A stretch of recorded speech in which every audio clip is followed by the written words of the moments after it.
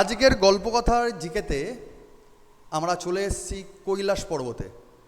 কৈলাস পর্বত নিয়ে আমরা সবাই জানি যে রহস্যের মায়াজাল বুনে রয়েছে দীর্ঘদিন ধরে। ইতিহাসে একমাত্র মনে হয় পর্বত যাকে নিয়ে ধর্ম, কুসংস্কার, মানুষের পবিত্র আস্থা, বিশ্বাস, নানা রকম রোমাঞ্চ, রহস্য সমস্ত মিলেমিশে, মাইথোলজি মিলেমিশে একাকার হয়ে রয়েছে এই কৈলাস পর্বতকে ঘিরে। আজকে গল্পকথায় জিকেতে এই কৈলাস পর্বতে নানা রকম দিক নিয়ে আলোচনা করব। চলো সেশনটা শুরু করা যাক। কৈলাস পর্বত মূলত ভারতবর্ষের উত্তর দিকে আমরা জানি চীন বা তিব্বত রয়েছে। এই জায়গাটা, এই দিকটা চায়না, আর তলার দিকটা চীন অধিকৃত আমরা জানি তিব্বত রয়েছে। অর্থাৎ এই জোনটা পুরোটাই আমরা জানি হিমালয়ের বক্ষদেশ, হিমালয় অঞ্চল রয়েছে।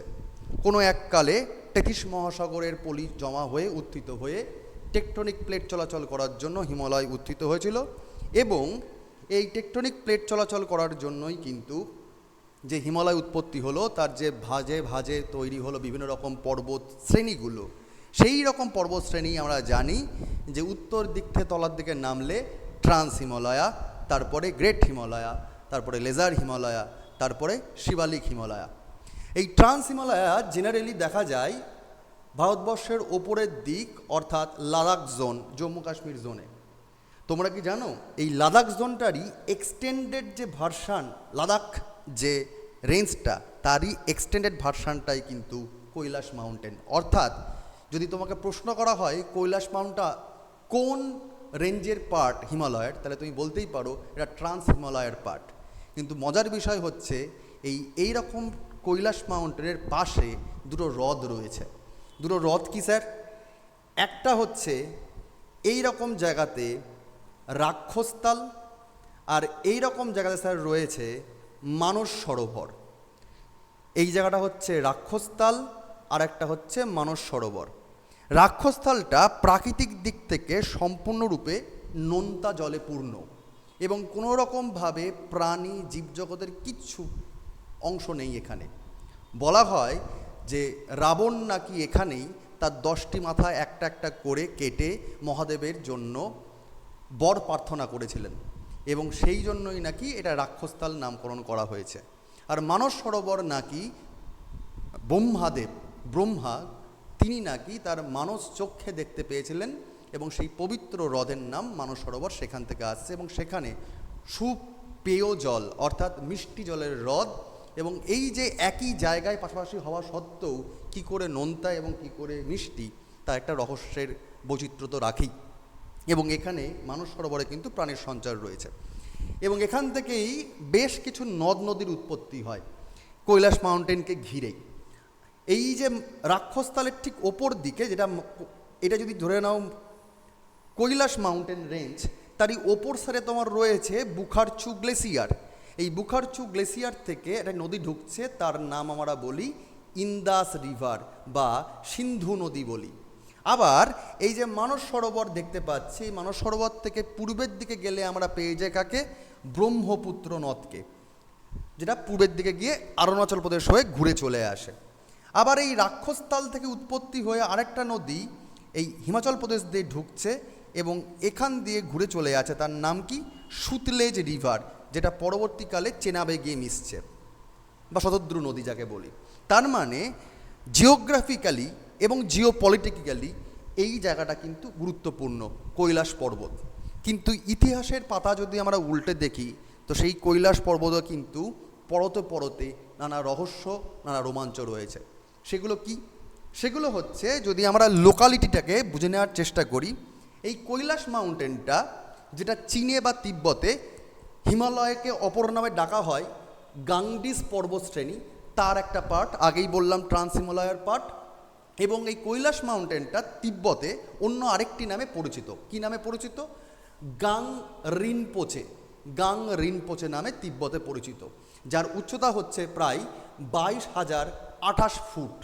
ঠিক আছে? এটা তৈরি হচ্ছে গ্রানাইট এবং চুনাপাথর দিয়ে, এবং এরই পাশে আমি আগেই বলে দিয়েছি রাক্ষসতাল হ্রদ রয়েছে এবং মানস সরোবর রয়েছে, এবং এই দুটি হ্রদকে কেন্দ্র করে কিন্তু বুঝতেই পারছ হিন্দু ধর্ম, বৌদ্ধ ধর্ম, জৈন ধর্ম এবং তিব্বতী লোকাল যে বনসা বা বনসামার যে মাইথোলজি, সেগুলো কিন্তু ঘুরপাক হয়ে এখানকার একটা পবিত্র জনমানসে একটা আস্থা রয়েছে, বিশ্বাস রয়েছে। তো এমন কৈলাস মাউন্টেনে বিশ্বাস করে নেওয়া হয়, যারা হিন্দু ধর্মের লোকজন তারা বিশ্বাস করে যে দেবাদিদেব মহাদেব শিব ঠাকুর তার বসত বাড়ি। শিব ঠাকুর তার স্ত্রী গৌরী দেবী বা পার্বতী দেবীকে নিয়ে তিনি সেখানে সংসার রয়েছেন তার, এবং তিনি সেখানে সমস্ত বিশ্বের যে সৃষ্টি, ধ্বংস, প্রলয়, পাপ, পুণ্য তার হিসাব নিকাশ তিনি সেখান থেকে করছেন। প্রলয় তিনি করছেন বা তিনি সৃষ্টিকে ব্যালেন্স করছেন, এবং সমস্ত রকম পাপ তিনি নিজের গলাধ্যকরণ করে তিনি নীলকণ্ঠ হয়ে রয়েছেন। এটা হিন্দু মাইথোলজি অনুযায়ী। বৌদ্ধরা মনে করছে এই কৈলাস মাউন্টেনে, যারা বিশেষ করে তোমরা জানো যে বৌদ্ধ ধর্মে হীনযান আর মহাযান তো আছেই, আরেকটি সেগমেন্টেশনও হয় তিব্বতে, তার নাম কি? তার নাম হচ্ছে বজ্রাযান। এই বজ্রায়ান যে শাখাটা বৌদ্ধ ধর্মের, যারা বুদ্ধিস্ট, সেই বজ্রায়ান বুদ্ধিস্টরা মনে করে এই কৈলাস শৃঙ্গে ধ্যানমগ্ন হয়ে রয়েছে সেখানকার ধ্যানের দেবতা, মনোসংযোগ করার দেবতা, তার নাম হচ্ছে হেরুকা চক্রাসম্ভরা। তিনি নাকি ওই কৈলাসেই অবস্থান করেন, মানে তাদের কাছে শিব ঠাকুরের বদলে সেটা হচ্ছে ধ্যানের দেবতা চক্রাসম্ভরার, হেরুকা চক্রাসম্ভরার আদি নিবাস। অন্যদিকে একটু আগেই বললাম তিব্বতে আরেকটা বিশ্বাস রয়েছে, একটা কালচার রয়েছে বনসারমার। তারা মনে করছে যে আকাশের দেবতা সিপাই মেনের সেখানে আবাস রয়েছে, আকাশ দেবতা সেখানে বসবাস করেন। আবার জৈন ধর্মে কেন বিখ্যাত জায়গাটা? জৈন ধর্মরা বিশ্বাস করেন যে যেহেতু এখানে পবিত্র তীর্থঙ্কর, আমরা প্রথম তীর্থঙ্করের নাম কি জানি? ঋষভদেব। তো ঋষভদেব কিন্তু এইখানেই নির্বাণ লাভ করেছিলেন, তাই জৈন ধর্মের কাছে কিন্তু এইটা পবিত্র স্থল হিসাবে বিবেচিত হয়ে থাকে। তো এটা হচ্ছে বিভিন্ন রকম ধর্মের দিক থেকে কেন পবিত্র, তার কি দিক, তারা কি বলতে চায়, সেই বিশ্বাসের কথাটা। এবার এই রকম জায়গাতে একটা অদ্ভুত সিনারিও রয়েছে, দেখতেই পাচ্ছ। গুগল আর্থে যদি ছবি দেখো, নানা রকম একটা আলো আধারি খেলা সবসময় চলে। আমরা যারা পাহাড়কে ভালোবাসি, সেই পাহাড়ের বিভিন্ন সময়, সকাল, দুপুর, বিকেল, সন্ধে, গোধূলি, নানা সময় সূর্যের আলোক রশ্মির প্রতিসরণের জন্য এই বরফের চায়ে বা পাহাড়ের বিভিন্ন খাঁজে খাঁজে যে অপরূপ শোভা ধারণ করে সেটা আমরা জানি, এবং তার স্বাদ কিন্তু আমরা চোখে এবং মনে শুষে প্রাণে নেওয়ার চেষ্টা করি। কিন্তু কৈলাস পর্বতে এই যে আস্বাদ, সেটা কিন্তু আরও ভয়ঙ্কর এবং আরও বেশি রহস্য বা রোমাঞ্চকর। কীরকম? কৈলাস পর্বতে এই যে কনসেপ্টগুলো রয়েছে, এই কৈলাস পর্বতে ধর্মবিশ্বাসের জন্য বহু মানুষ সেখানে যাওয়ার চেষ্টা করেছিলেন যে কী রহস্য, কী রোমাঞ্চ, গিয়ে দেখতে হবে। কিন্তু বারবার করে যখন তারা সেখানে গেছে, তখন নানা রকম অদ্ভুত কাণ্ডের সম্মুখীন হয়েছে তারা। কীরকম? তাদের ওখানে যখন যারা গেছে কৈলাস ভ্রমণের জন্য, বিশেষত তোমরা জানো যে এই পার্টিকুলারলি মানস সরোবর কিন্তু ভারতবর্ষের একটা পিলগ্রিমেজ, অর্থাৎ এখান থেকে বহু পর্যটক কিন্তু এই মানস সরোবরকে, কৈলাস পর্বতকে ঘিরে একটা তারা পরিক্রমা বা অভিযান করে থাকে। ঠিক আছে? এবার এই মানস সরোবরের বদলে যারা যারা এই বিভিন্ন রকম, আমরা জানি কি কাঞ্চনজঙ্ঘা বা বিভিন্ন রকম ইভেন মাউন্ট এভারেস্টকেও সামিট করা হয়েছে বা অভিযান করা হয়েছে। তো কৈলাস পর্বতকে যারা এরমভাবে জিততে চেয়েছে, তাদের কিন্তু গোলমাল হয়েছে। কি গোলমাল হয়েছে? তাদের দুমদারাক্কা বয়স গেছে বেড়ে, হাতের নখ গেছে বেড়ে, এরকম শোনা যাচ্ছে। যারা গেছেন তারা এরকম মন্তব্য করেছেন যে অস্বাভাবিকভাবে তাদের সেখানে কিন্তু বয়স এক নিমেষে তাদের কিন্তু বার্ধক্যের ছাপ চলে এসছে। এবং যারা গেছেন ওখানে তারা বলছেন, এবং গুগল ম্যাপের আর্থের ছবি ইমেজ অনুযায়ী দেখা যাচ্ছে, সেখানে কিন্তু এই পাথর এবং বরফ মিলিয়ে অদ্ভুতভাবে হিন্দুদের যে বিভিন্ন রকম প্রতীক, অর্থাৎ স্বস্তিকা চিহ্ন, ওং চিহ্ন, এই পবিত্র যে ইমেজগুলো রয়েছে হিন্দু ধর্মের, সেগুলো কিন্তু ওখানে প্রস্ফুটিত হয়ে রয়েছে প্রাকৃতিকভাবেই। এবং রিসেন্টলি আরেকটা ছবি পাওয়া গেছে গুগল আর্থের, দেখতে পাচ্ছ এই পার্টিকুলার ছবিটা, এবং সেইটাকে ভালো করে তোমরা যদি লক্ষ্য করে দেখো তাহলে দেখবে এখানে পরিষ্কারভাবে শিব ঠাকুরের একটি হাস্যকর মুখের ইমেজ রয়েছে, যে শিব ঠাকুর ধ্যানে মগ্ন, তিনি শান্ত শিষ্ট স্নিগ্ধ হয়ে রয়েছেন। এটা কিন্তু ভালো করে লক্ষ্য করলে এই ছবি দেখে বোঝা যায়। এবং সেটাকে নিয়েও রহস্যের বিষয় যে কৈলাস মাউন্টেন কি সত্যিই তাহলে শিব ঠাকুরের জায়গা, শিব ঠাকুরের বাড়ি? এইরকম যখন রহস্যগুলো দানা পাকিয়ে উঠছে, সেই সময় বিভিন্ন দেশ থেকে বিভিন্ন অভিযানকারী দল তারা কিন্তু টুকুস টুকুস করতে করতে হাঁটতে হাঁটতে কৈলাস মাউন্টেনকে জয় করার জন্য এগিয়ে পড়ছে। প্রথমে রাশিয়ার একজন বিশেষজ্ঞ চক্ষু বিশারদ ডাক্তার আর্নেস্ট মুল্ডাশেভ, তিনি 1999 সালে একটা বিশাল বড় দলবলকে নিয়ে সেই কৈলাস পর্বত জয় করবে বলে সেখানে তিনি হাজির হয়েছিলেন। এবং সেই দলে ইতিহাসবিদ, প্রত্নতত্ত্ববিদ, ভূতত্ত্ববিদ, নানা রকম জ্ঞানী গুণী লোকজনকে নিয়ে গেছিলেন যে কী রহস্য, কী রোমাঞ্চ বার করতে হবে। দলটি কিন্তু দীর্ঘদিন ধরে সেই কৈলাস পর্বতে ছিল, বসেছিল। তারা মানুষ যারা ঘুরতে যেত, যারা তীর্থযাত্রী, সেটা হিন্দু হোক, বৌদ্ধ হোক, অন্য ধর্মের লোকজন হোক, তাদের সাথে কথাবার্তা বলতো কি এমন রয়েছে। তো সেখানে বেশ কিছু তারা অস্বাভাবিক ঘটনার কিন্তু সাক্ষী হয়ে সেই দলটি বিভিন্ন রকম রিপোর্ট দেয়। মোল্লা সাহেব জানিয়েছিলেন যে রাতের অন্ধকারে কৈলাস পর্বতে নানা রকম আওয়াজ আসে। এবার এখান থেকে তোমরা বলতেই পারো যে স্যার ভূগোলে তো আমরা পড়াশোনা করি যে স্যার এই রকম যদি একটি মাউন্টেন রেঞ্জ থাকে, এরকম যদি একটা মাউন্টেন রেঞ্জ থাকে স্যার, এটা তো কৈলাস মাউন্টেন বুঝতেই পারছিলাম। কিন্তু স্যার আমরা কি জানি যে মাউন্টেন ব্রিজ এবং ভ্যালি ব্রিজ মানে দুই ধরনের পার্বত্য হাওয়া এবং উপত্যকার হাওয়া চলাচল করে এবং সেই নিয়ে গাঁগু গাঁগু বেশ শোরগোড় আওয়াজ হয়, গমগমে আওয়াজ হয়। তাহলে স্যার এখানে রহস্যের কী আছে? এইখানে মুল্ডাশেভরা বিতর্ক করে অন্যরকম কথা বলছে। তারা বলছে যে একটা সময় তারা ভেবে নিচ্ছে যে হয়তো দুমদারাক্কা হাওয়ার চোটে কৈলাস পর্বতের এইসব জায়গা থেকে কি আসছে, বড় বড় হয়তো পাথরের টুকরো গড়িয়ে গড়িয়ে পড়ছে, তার জন্য বড় সড়ো আওয়াজ হচ্ছে হাওয়ার চলাচলের জন্য, বায়ুর ক্ষয়কার্যের জন্য। কিন্তু তারা বলছে যে না, এই আওয়াজটা পাহাড়ের গা বেয়ে আসা আওয়াজ নয়। মনে করা হচ্ছে যে আওয়াজটা কৈলাস পর্বতের ইন্টারনাল আওয়াজ, একটা ইন্টারনাল আওয়াজ। এবং তারা নানা রকম পরীক্ষা নিরীক্ষা করতে করতে বলছে, বিশেষ করে ডক্টর মুল্ডাশেভ বলছেন যে হয়তো এই কৈলাস পর্বত হচ্ছে মনুষ্যকৃত আদিমতম পিরামিড। এ পর্বতই নয়, হিমালয়ের সৃষ্ট পর্বতই নয়, হিমালয়ের পাটি নয়, একে কিছু গোপন করা আছে এখানে। এখানে কিছু প্রাচীন নগর, একটা নগর রাষ্ট্র, যাকে মোল্লা সাহেব নামকরণ করছেন জ্ঞানগঞ্জ বা সাম্ভালা বলে, সেই জিনিসটাকে সেখানে তারা স্টোরেজ করে রেখে দিয়েছে। যদিও পরবর্তীকালে বিভিন্ন ভূতাত্ত্বিকবিদ বা বিভিন্ন আরও জ্ঞানীগুণী লোকজন তারা পরীক্ষা নিরীক্ষা করে বলেছেন যে এই সব আজগুবি গল্পের কোনো মানেই নেই, মোল্লা সাহেব ভুলভাল কথা বলছে। তো এই মোল্লা সাহেবের দাবিকে পুরোপুরি নস্যাৎ করে দেয়। পরবর্তীকালে ভারতবর্ষ থেকে আমরা জানি, যদি আরেকটু পিছন দিকে চলে যাই তাহলে দেখতে পাবো আলমোরার ব্রিটিশ গভর্নর, ডেপুটি মানে কমিশনার, এবং তিনি প্রচুর পরিমাণে পর্বত কিন্তু আরোহণ করেছিলেন। তার নাম কি?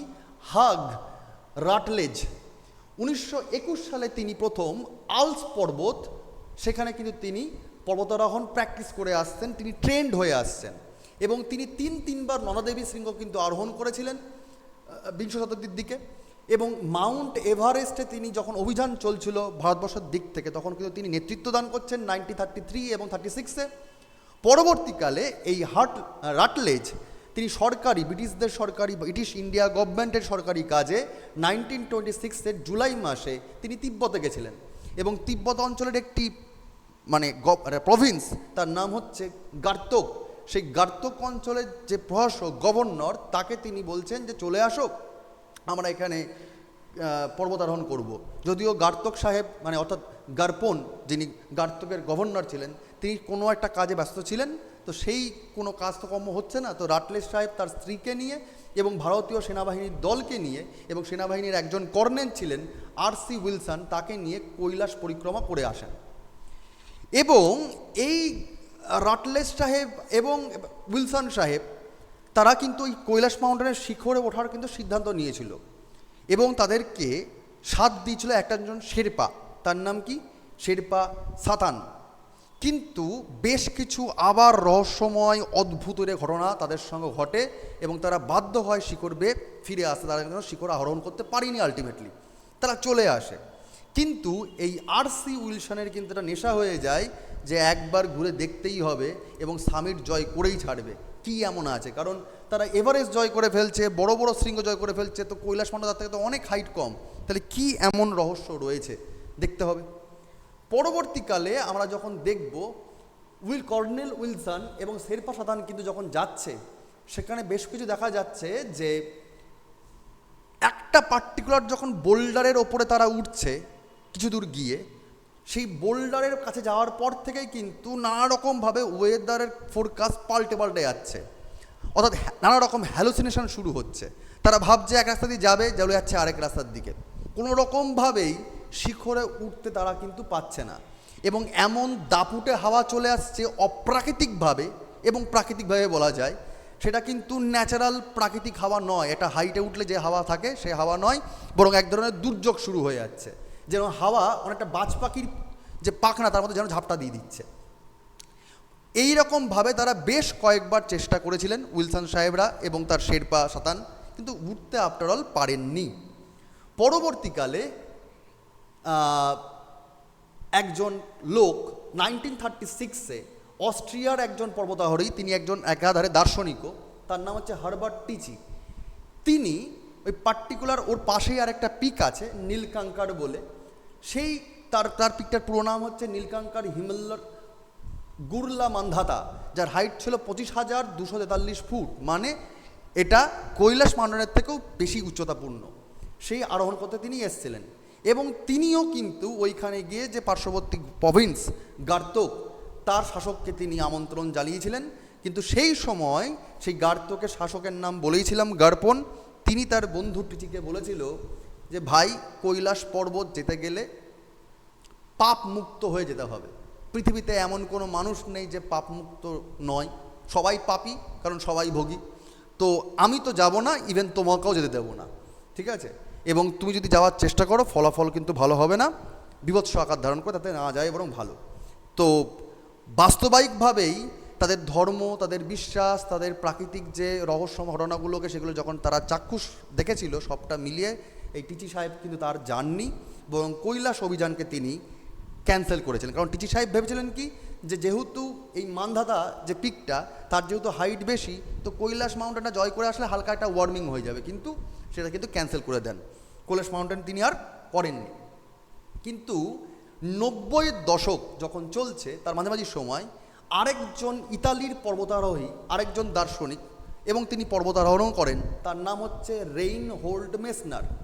তিনি ঠিক করেন যে তিনি কিন্তু অলরেডি পৃথিবীর সবথেকে উচ্চতম যে 12খানা শৃঙ্গ সব জয় করে ফেলেছেন, শুধুমাত্র মাকালু আর লোৎসেটাই জয় করতে তিনি তখনও বাকি ছিল। তিনি এভারেস্টের সমস্ত হাইটওয়ালা পিকগুলো, 12খানা উচ্চতম শৃঙ্গ, তিনি কিন্তু 8000 পিক অলরেডি জয় করে ফেলেছেন। তো এই মেসনার সাহেব 1986-এ তিনি চেষ্টা করছিলেন, প্রস্তুতি নিচ্ছিলেন কৈলাস পর্বতকে জয় করার, কারণ এতদিন ধরে এত রহস্য শুনছেন, তিনি চেষ্টা করছেন কৈলাস মাউন্টেন জয় করবেন। কিন্তু কৈলাস মাউন্টেন জয় করার জন্য তাকে উস্কেছিল চীন, তাকে আমন্ত্রণ জানিয়ে দিয়েছিল।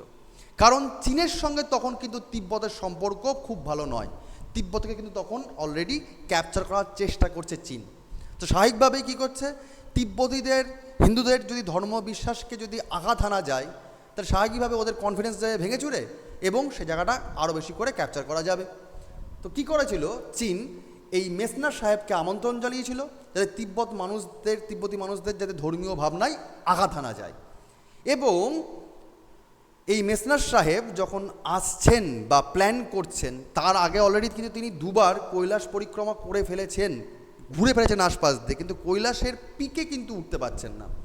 তো তখন তিনি অলরেডি এখানকার যে 4টে ধর্মমত, কী বলেছিলাম, বৌদ্ধ, হিন্দু, জৈন এবং বনসারমার, এই 4টে ধর্মমতের মানুষজনের যে দৃঢ় বিশ্বাস, প্রাকৃতিক যে একটা অদ্ভুত রোমাঞ্চ রহস্য, এই কোনো কিছুকেই তিনি কিন্তু পর্বতারোহী হয়ে তিনি কিন্তু ওই জোশে হোশ খুইয়ে ফেলেননি। তিনি বরং বলেছিলেন যে না, চীন ডাকুক আর যেই ডাকুক, পৃথিবীতে এর থেকে অনেক কঠিন কঠিন শৃঙ্গ আছে, সেগুলো জয় করব, সেগুলো জয় করে মানুষের মনে ইতিহাসের পাতায় আমি নাম লিখবো স্বর্ণাক্ষরে। কিন্তু কৈলাস মাউন্টকে জয় করে আমি এমন কোনো ধর্মবিশ্বাসকে আঘাত করতে দিতে পারবো না, বরং সেটা উচিত হবে না।